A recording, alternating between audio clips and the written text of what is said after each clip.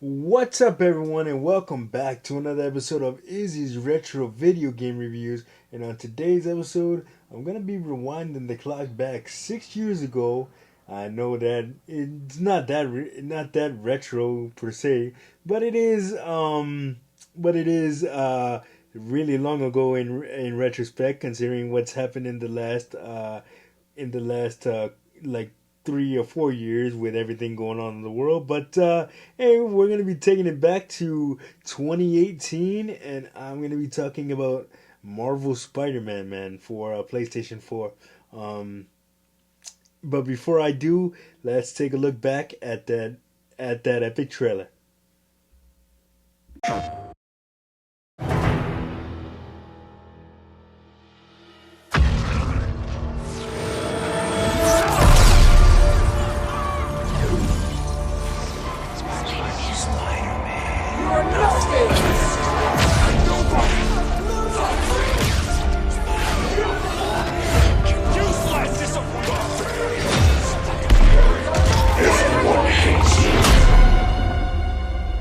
Peter, Peter, it's time to get up.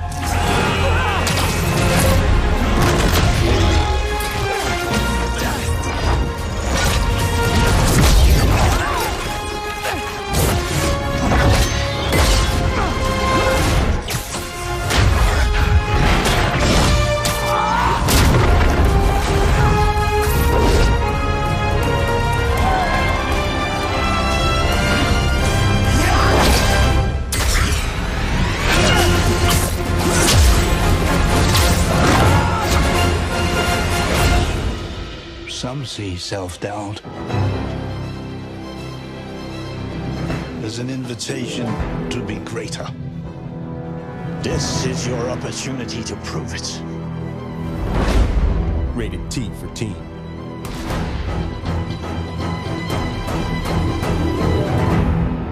PlayStation.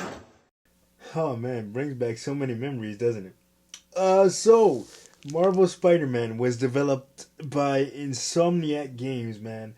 So Insomniac Games were the people behind the Ratchet and Clank series on PlayStation. So they do have a very, very good history of making great video games and telling great stories. And Marvel Spider-Man was no exception. So this was an original story by like told by the developers. This didn't really have any comic material aside from the characters themselves.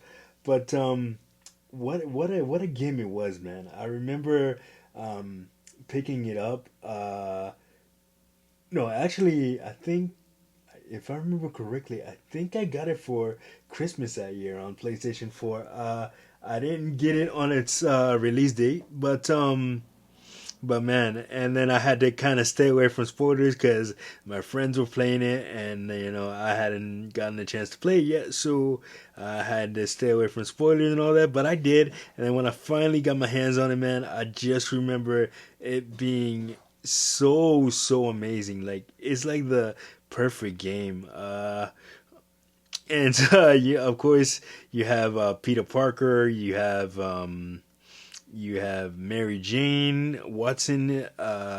You have Aunt May, and you have a whole host of Spider-Man villains. Kingpin, Shocker, Mysterio, Scorpion, Rhino. Who else is in there? Doctor Octopus.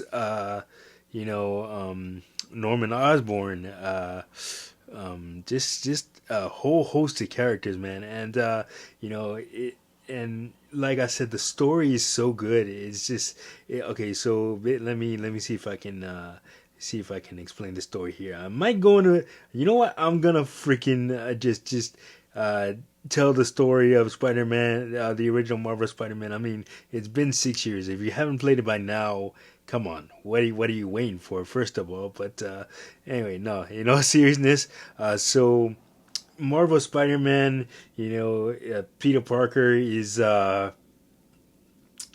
focusing on his life, with Mary Jane, and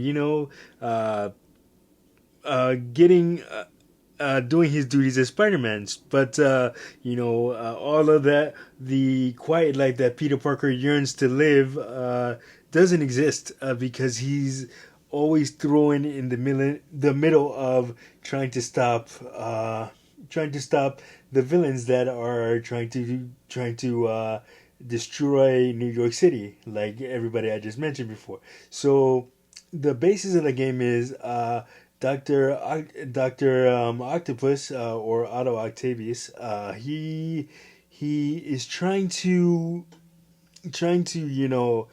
uh, get the science experiment off the ground, where in a world, he wants to make things easier for people, so he develops all these robotics and advanced technology and stuff. But things go awry when Norman Osborn, the mayor of New York in the game, shuts down his projects because because of they can't get the funding, and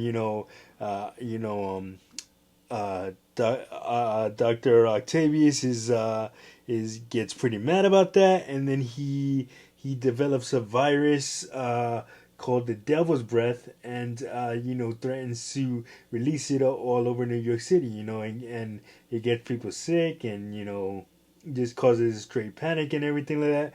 And then in the midst of that, you have Peter working at a shelter called Feast, and with his Aunt May, and the guy who runs the shelter, Dr. Martin Lee, aka Mr. Negative. He has a group called the Demons, and they're trying to get their hands on that virus to further expand it. And Spider-Man just gets into a whole lot of shenanigans with every single one of those villains. The epic finale sees him facing off against Vulture, Scorpion, Electro. Not Electrode. Electrode is a Pokemon, but Electro and Doctor Octopus, man, and it's really really good. It's a really epic finale, and then over the course of the game you battle. You're actually thrown right into the fire because your first boss battle is actually that takes place like literally like 10-15 minutes into the game is Kingpin. So yeah, and on top of that, there's a whole lot of side missions and side plots. And then you play a couple of missions as Mary Jane. When you gotta.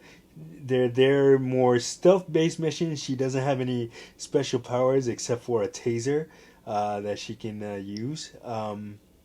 But and you also get to play as Miles Morales before he becomes Spider-Man. That's another stealth mission where you're trying to look for your dad after Mr. Negative sets off an explosion on City Hall while your dad what the hell is it? I forgot his first name, but Mr. Jefferson is being honored. His dad is being honored in a police ceremony, and Norman what do you call it? Mr. Negative sets off an explosion that kills his dad. Oh, Jefferson Davis. There we go. So yeah, Miles Morales. You do a stealth mission, and then as Miles and all that, and trying to find your dad, and then later on in the game, Miles gets bitten by the spider, which sets up Spider-Man Miles Morales, the events of Spider-Man Miles Morales, and then eventually Spider-Man 2. Let me know if you guys want me